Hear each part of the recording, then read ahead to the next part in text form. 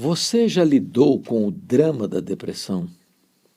Alguém na sua família já enfrentou depressão? Algum amigo seu já lida com isso há tempo?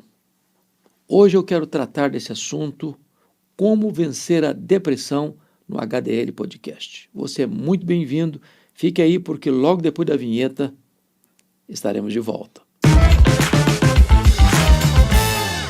A depressão é uma realidade que atinge cerca de 10% da população, considerado um dos maiores problemas do mundo.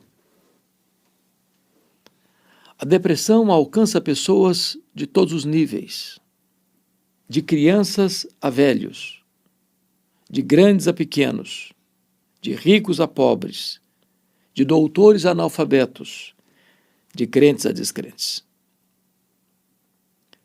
A depressão é multicausal, mas ela é a causa de muitas outras doenças perigosas.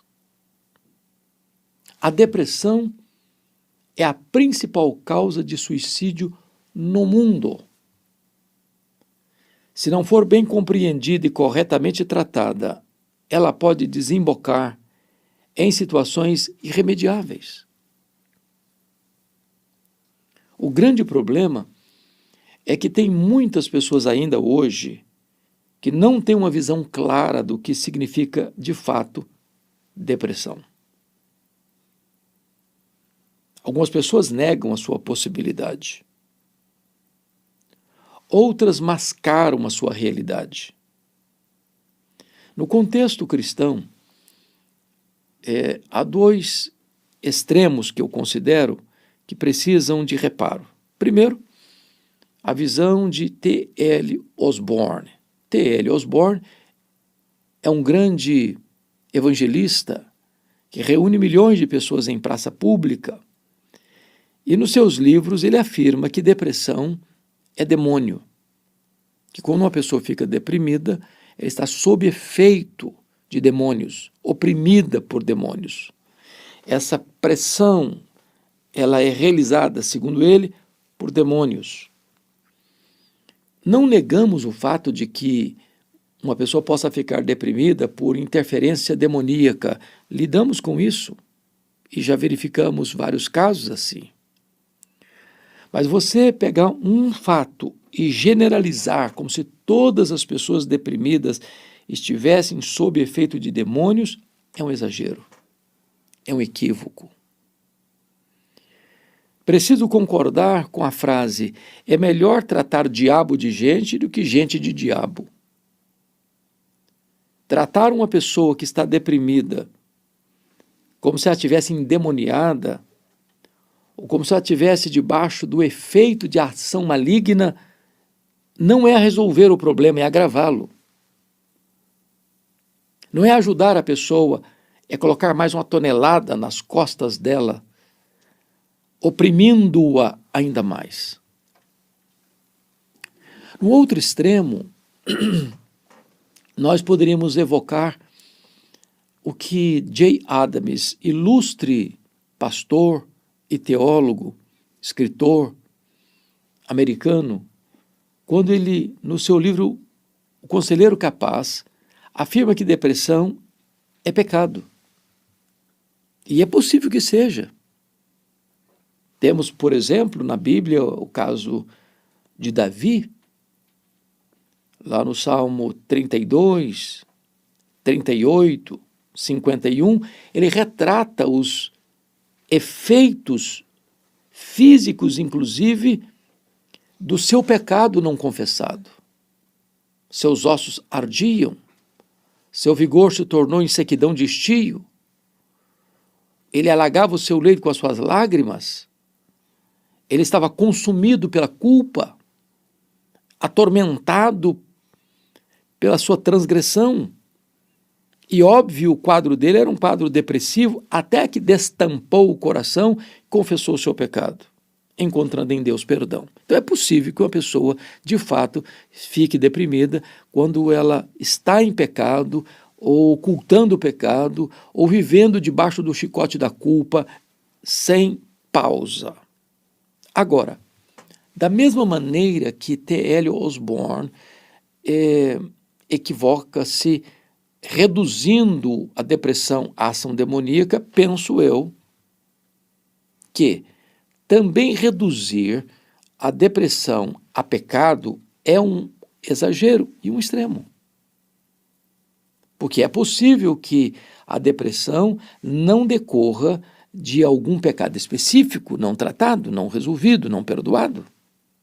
Em outras palavras, é possível que uma pessoa cristã e cheia do Espírito Santo lide com uma depressão. É claro que não é consenso, mas entendo que a depressão é uma doença que precisa ser tratada como tal. Andrew Solomon, no clássico sobre depressão, O Demônio do Meio-Dia, o título do livro dele, um dos grandes clássicos sobre o assunto, entende que depressão é doença e precisa ser tratado com remédio, com terapia e com fé. Quantas pessoas que precisariam estar tomando uma medicação para regular aí essa questão no organismo, tirando então esse peso, trazendo melhora para a pessoa. E se lidarmos apenas como demônio ou pecado, não estamos resolvendo esse problema. Me permita ilustrar. Eu estava pregando numa das nossas capitais, tratando do assunto depressão, quando uma jovem se levanta no auditório e disse: é um absurdo o que o senhor está falando, que uma pessoa crente possa ficar deprimida. Como assim? E eu respondi para ela: minha filha, como é que uma pessoa crente pode ter miopia e precisar usar óculos? Como é que uma pessoa crente pode ter um problema cardíaco? Como é que uma pessoa crente pode ter um problema renal? Por que daqui para cima é uma coisa, daqui para baixo é outra? Então, esse preconceito com respeito à depressão tem levado muitas pessoas a viverem o processo da depressão e a negarem o processo, agravando ainda mais a sua situação, ou não buscando recursos médicos, porque na cabeça de muita gente, você ir a um psiquiatra, que é o especialista da área, é médico de doido. E você estaria como que fazendo um atestado: eu sou maluco, eu sou doido. Não, não, não. Então, a depressão precisa ser tratada como tal. É preciso ter identificação mesmo, é preciso ter o diagnóstico correto mesmo. É demônio? Pode ser. A pessoa que está envolvida com o cultismo aí pode estar debaixo de efeito de ação demoníaca. Ou uma pessoa que cometeu um pecado e ele está guardando esse pecado no coração e não abre o coração e não confessa o seu pecado, pode estar atormentado. Claro, pode sim. Agora, é possível que uma pessoa cristã lide com isso. Quando eu olho para a Bíblia, eu vejo homens como Moisés, que pediu a morte. Eu vejo um homem como o profeta Elias, que pediu para si a morte. Eu vejo um profeta Jonas que quis morrer. Eu vejo um apóstolo Paulo que diz que chegou a ponto de desesperar-se da própria vida. Eu encontro na história da igreja homens que lidaram com depressão, como Martinho Lutero, como John Bunyan, como David Brainerd, como William Cowper, como Charles Haddon Spurgeon. Diríamos que esses homens estavam sob efeito de demônios ou com algum pecado não confessado? Não, eram homens de Deus, cheios do Espírito Santo. Homens que marcaram o seu tempo, mas que lidaram com o drama da depressão. Então, eu gostaria que, como que num estudo de caso, pudéssemos olhar esse tema, como vencer a depressão, na vida do profeta Elias. A Bíblia é um livro honesto, maravilhoso, que não esconde as fraquezas dos seus heróis. A Bíblia fala de Elias como o profeta que inaugura o profetismo clássico em Israel. É o homem que Deus levanta da obscuridade para enfrentar o rei mais perverso de Israel, Acabe, e a perversa e assassina mulher Jezabel. Elias é o homem que vai orar para não chover, trazendo juízo sobre a nação que se dobrava a Baal e os céus fecham suas comportas. E Elias é o homem que vai orar pela ressurreição de uma criança da viúva de Sarepta e Deus restaura aquela criança à vida. Elias é o homem que vai fazer um grande desafio a Acabe, ao povo e aos profetas de Baal e aos profetas de Azerá no Monte Carmelo, e o fogo de Deus cai, demonstrando que só o Senhor é Deus. Elias vai orar para que as chuvas retornem e as chuvas descem, benfazejas e restauradoras. Elias é um homem que vê os milagres de Deus acontecendo na sua vida. Mas diz Tiago que Elias era um homem semelhante a nós,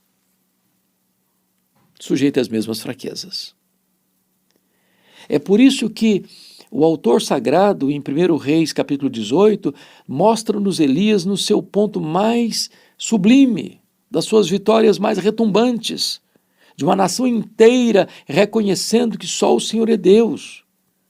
Mas logo em seguida, no capítulo 19, nos mostra Elias no seu estado pior, que recebe uma ameaça de morte em 24 horas da rainha Jezabel, e ele teme, e ele foge, e ele quer morrer. Às vezes a vida é assim. Você oscila entre o pico do monte e o vale mais profundo. Alegria numa hora e tristeza profunda na outra. Celebração numa hora e choro na outra. Oscilamos como uma gangorra. Agora, permita-me levantar aqui quais foram as causas da depressão de Elias, esse gigante de Deus, que está com vontade de desistir de tudo e morrer. Primeira causa da depressão de Elias, ele teve um foco distorcido. Diz que ele recebe um recado de Jezabel dizendo: faça-me os deuses que me aprover, se amanhã, nesta hora, ou se daqui a 24 horas, você não estiver morto, Elias, eu vou te matar. Eu vou acabar com você. Mas Elias até então já sabia que quem tinha o controle dos acontecimentos não era Jezabel, não era Acabe, não era Baal, era o Deus Todo-Poderoso. Deus o sustentou usando os garçons em Querite, Deus o sustentou lá em Sarepta, em Sidom, o quartel-general de Baal, através de uma viúva pobre. Deus manifestou a ele o poder lá no Carmelo, através do fogo. Deus trouxe de volta as chuvas torrenciais. Deus estava no controle, está no controle, mas naquele momento Elias pensou que a vida dele estivesse nas mãos de Jezabel. E sempre que você pensar que a sua vida está nas mãos de homens e de homens perversos, você foge, você teme, você quer morrer. Primeira causa da depressão de Elias foi um foco distorcido da realidade. Ele perde por um momento o entendimento de que Deus é soberano e a nossa vida está nas mãos de Deus e não nas mãos dos poderosos deste século. A segunda causa da depressão de Elias foi medo. Ele temeu e fugiu. O medo é mais do que um sentimento, é um espírito. Paulo diz em 2 Timóteo 1,7 que Deus não nos deu espírito de medo. O medo atormenta, o medo acua, o medo esmaga, o medo tira o foco, o medo apaga as luzes, o medo cega você para a realidade da soberania de Deus, o medo atormenta a sua alma, o medo oprime. Se você ficar com medo, você foge. Se você ficar com medo, o inimigo cresce. Se você ficar com medo, você é pequena quem é Deus. Se você ficar com medo, você não vê saída. Terceira causa da depressão de Elias foi desejar ficar sozinho quando ele mais precisava de companhia. Diz a Bíblia que ele, com medo de Jezabel, ele sai do Carmelo e vai até Berseba, 144 quilômetros ao sul, já fora do território de Jezabel.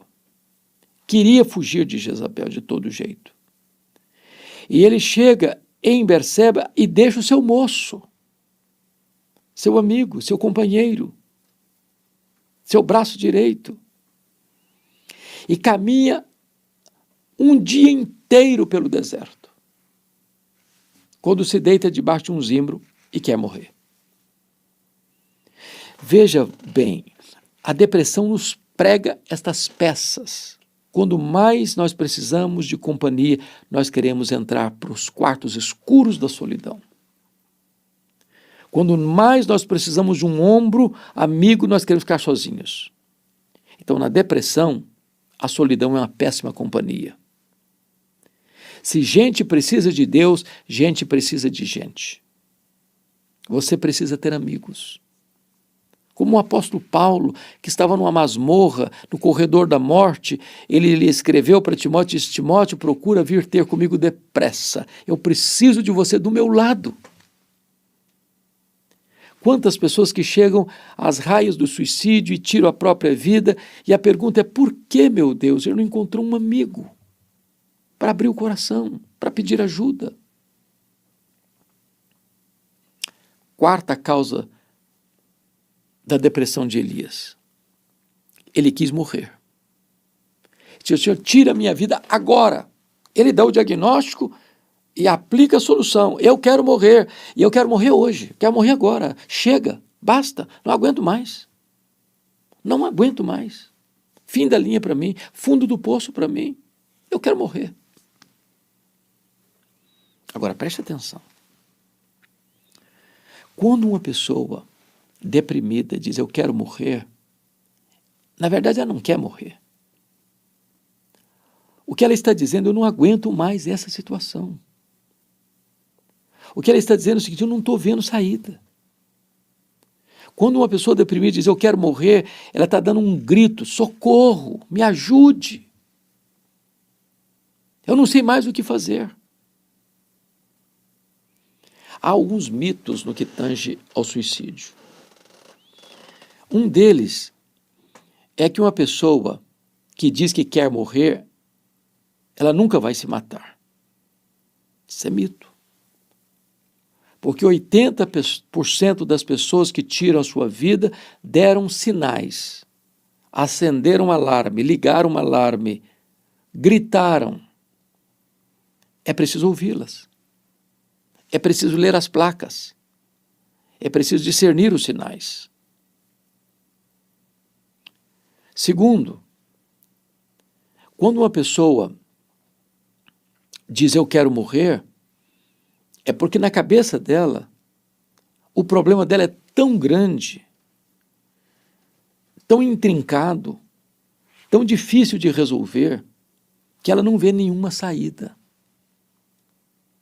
E aí, quando ela atenta contra a própria vida, ela está cometendo um segundo erro muito grave. Porque na cabeça dela, tirar a vida é interromper o fluxo desse sofrimento. Só que a morte não é o fim da linha. Não temos autorização para tirar a vida de uma outra pessoa, nem tirar a nossa própria vida. Isso é autoassassinato. Dar a vida e tirar a vida são prerrogativas exclusivas de Deus. Só Deus tem esse poder, só Deus tem essa prerrogativa. É usurpar um direito exclusivo de Deus. Elias quer morrer. Mas mais do que isso, por que Elias ficou deprimido? Ainda em quinto lugar, a depressão dele é provocada pela confusão mental que está ainda girando na cabeça dele em alguns pontos. Primeiro, ele diz: eu fiquei só. Eu sou o último representante da piedade na terra. Não tem mais ninguém, acabou. E Deus: não, filho, você está errado. Tem 7.000 ainda. A depressão decorreu porque ele estava fazendo uma leitura equivocada de que naquele momento presente, quem estava no controle da vida dele era Jezabel e não Deus. Terceiro, ele está deprimido porque a visão de futuro está embaçada. Ele diz, chega, acabou, para mim não tem mais futuro, eu só tenho passado, eu não tenho mais nem futuro nem presente, por isso eu quero morrer e morrer agora. E Deus diz, não filho, seu ministério não acabou não, eu ainda tenho um projeto para você, você ainda vai ungir um rei na Síria, você vai ungir um rei em Israel, você vai ungir um profeta no seu lugar. Aliás, você quer morrer? Nem morrer você vai, eu vou levar você para o céu sem você passar pela morte. Então, se nós queremos lidar vitoriosamente com a depressão, nós precisamos fazer um diagnóstico adequado, porque a cura começa pelo diagnóstico certo. Se você mascar o diagnóstico, você não tem como tratar de maneira eficaz o problema. Pois bem, então, vimos aqui as causas da depressão de Elias. Nós estamos num estudo de caso. Vamos ver agora a cura da depressão de Elias. O que Deus fez? Em primeiro lugar, ele estava deitado debaixo de um zimbro. Veja que ele andou 144 quilômetros do Carmelo a Berseba. E você sabe que um cidadão, em média, percorre 35 quilômetros por dia. Então nós estamos falando que esse camarada, ele, como se fosse uma jornada de 4 dias, do Carmelo a Berseba. Depois, dali para frente, sozinho, ele caminhou um dia pelo deserto. Deserto causticante, arenoso, pedregoso, perigoso. Portanto, esse camarada está exausto.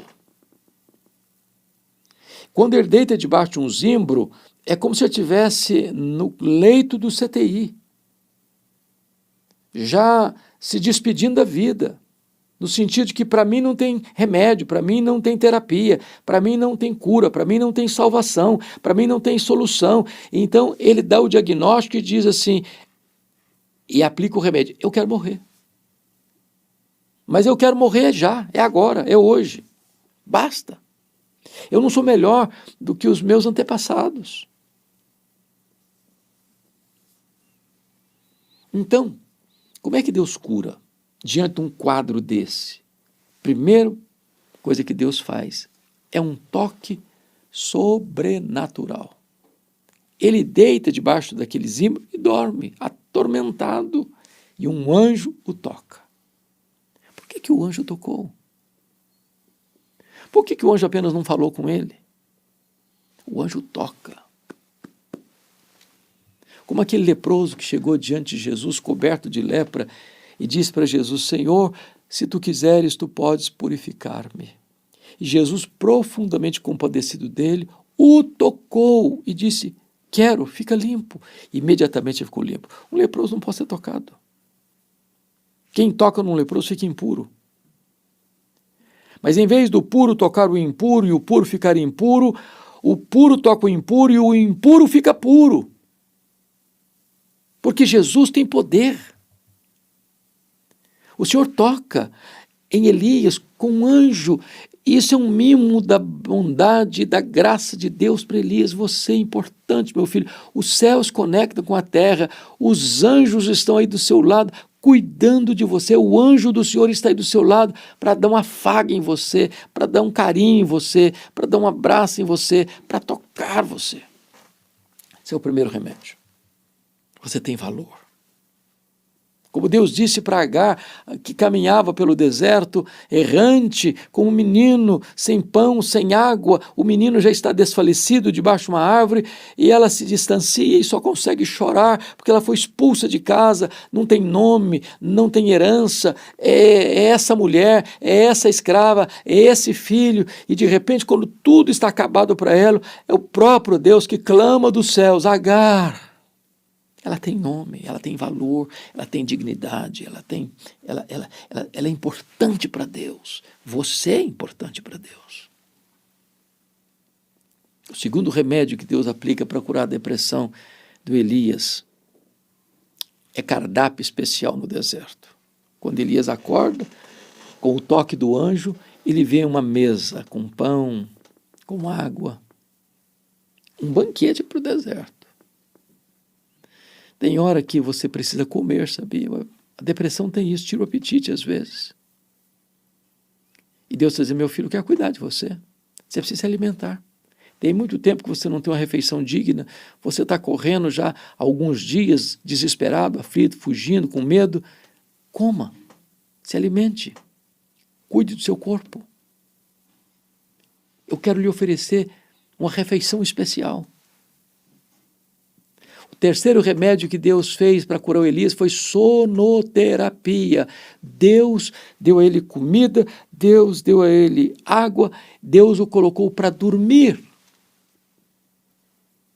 Às vezes a pessoa depressiva rola a noite inteira, noites a fio, não consegue conciliar o sono, é um tormento na alma, é uma perturbação na mente, é um desassossego na vida, e Deus está dizendo, meu filho, eu quero lhe dar uma terapia intensiva, eu quero trazer para você um spa celestial, eu quero matricular você e inscrever você no melhor hotel 5 estrelas do deserto, eu vou cuidar de você aqui, comendo, bebendo e dormindo. Você precisa de um afago, você precisa de um carinho, você precisa de um mimo, e é isso que eu estou lhe dando. Quarto remédio para curar a depressão do Elias. Ele sai dali com o pão do anjo, que é um pão sobrenatural, caminha 40 dias pelo deserto, até o Monte Horebe, e aí se enfia numa caverna. E então Deus aparece e pergunta para ele, o que faz aqui, Elias? Sempre que Deus faz essa pergunta para alguém, o que faz aqui, é porque essa pessoa está no lugar errado. Ela devia ter outra direção na vida.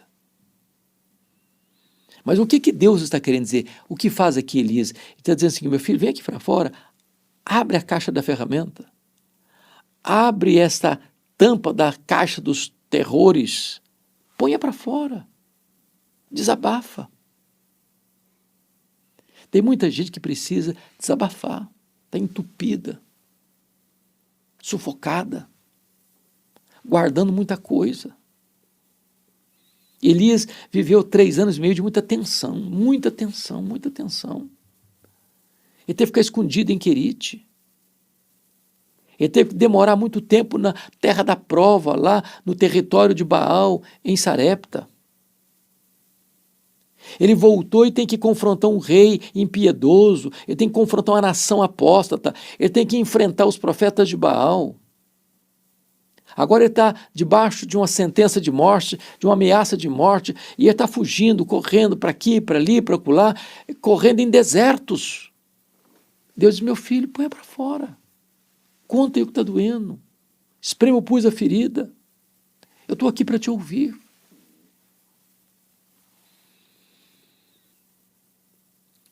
Quinto remédio para a cura. Deus mostra para Elias que ele age não só nos grandes acontecimentos, mas nas coisas silenciosas. Deus diz, vem cá para fora, filho, põe-se na porta aqui. Põe na porta da caverna, vem cá, vem cá. E Elias então vê um terremoto, abalando as estruturas. Ele vê o fogo ardendo. Ele vê o vento furioso e Deus não estava no terremoto, Deus não estava no fogo, Deus não estava no vento impetuoso. Depois veio um vento gostoso, leve, suave, um cicio, e Deus estava no vento calmo. Para mostrar uma coisa, olha Elias, você viveu dias turbulentos, de muitos dramáticos acontecimentos, mas eu também manifesto o meu poder nas coisas calmas, serenas, pequenas. Eu estou, meu filho, com você quando você pensa que você está sozinho. Se você caminhou pelos desertos e olhou para trás, só viu 2 pegadas, não eram as suas, eram as minhas, porque eu carregava você no colo. Eu cuido de você, Elias. Mas finalmente, Deus cura a depressão do Elias corrigindo o foco. Em relação ao passado, dizendo para ele, não, você não está sozinho não, meu filho, não é só você não, tem 7.000 que não dobraram os seus joelhos. Deus corrige o foco do presente, dizendo, Elias, sou eu que estou no controle, meu filho, não é Jezabel. Aliás, o reino de Jezabel, o reino de Acabe vai cair. Não são eles que vão te matar, não. Você vai passar por este mundo e não enfrentar a morte. Eu vou levar você para o céu, trasladar você, mas eu vou levar você a ungir um rei na Síria, a ungir um rei em Israel, e a ungir um profeta, e Acabe, e a família de Acabe, e a dinastia de Acabe vai acabar, porque esses elementos que você vai ungir vão exterminar com a dinastia de Acabe. Quem oprime você vai cair, e você vai ser levado para o céu. Eu vou corrigir o seu foco do futuro, meu filho. Você pensou que o seu ministério acabou? Não acabou, não. Você ainda vai ungir um rei na Síria, você vai ungir um rei Israel, você vai ungir um profeta em seu lugar. E quando você pensa que vai acabar com a morte, não, você não vai morrer. Eu vou levar você para o céu sem você passar pela morte. Corrigiu o foco. Eu sei que a depressão é um drama. Eu sei que tem tanta gente angustiada. Eu já lidei com tantas pessoas depressivas. Gente próxima, gente querida, gente amada. Eu já lidei com pessoas depressivas que sucumbiram e acabaram tirando a própria vida. E quanto isso doeu em tanta gente, inclusive no meu coração. Não subestime esse problema. Se você está lidando com depressão, procure ajuda médica. Procure uma igreja onde você possa frequentar, um lugar onde você possa ouvir a palavra de Deus, onde você possa receber um abraço, companhia, ajuda, companheirismo, cooperação. É preciso que você alimente a sua fé, que Deus está vivo e no controle. Talvez você não esteja enxergando agora, está tudo nublado, está tudo escuro, mas Deus é o Deus que enxerga no escuro e Ele está cuidando de você. Essa depressão que é cíclica vai passar. E tempos de bonança e de refrigério virão sobre a sua vida. Deus tem cura para você. Deus vai tirar essas cinzas e ungir você com óleo da alegria. Deus vai tirar estas vestes de luto e colocar em você vestes de louvor. Deus vai colocar em seus lábios um novo cântico, um hino de louvor ao nosso Deus. Muitos verão essas coisas, temerão e confiarão no Senhor. A vida plena para você, a vida abundante para você. Jesus Cristo disse, vinde a mim todos que estáis cansados e sobrecarregados, e eu vos aliviarei. Tomai sobre vós o meu jugo e aprendei de mim, porque sou manso e humilde de coração, e achareis descanso para a vossa alma. A promessa de Jesus é esta, quem tem sede vem a mim e beba, e quem crer em mim, como diz a Escritura, do seu interior fluirão rios de água viva. É isso que Jesus tem para você. Vai passar, essa crise vai passar, essa dor vai passar, esse choro vai ser estancado, essa doença que maltrata você vai ser curada, e Jesus vai carregar você em seus braços eternos. Deus abençoe muito, muito a sua vida. Nunca perca a esperança. Olhe para Jesus, o autor e consumador da nossa fé. Se esta mensagem abençoou o seu coração, se você conhece alguém que esteja lidando com esse problema, mande essa mensagem para ela. Compartilhe esta mensagem com outras pessoas. Se você não está inscrito ainda neste canal, eu peço a você a gentileza de se inscrever. Toda semana você tem uma mensagem inédita aqui para abençoar o seu coração. Um grande abraço. Deus abençoe poderosamente a sua vida.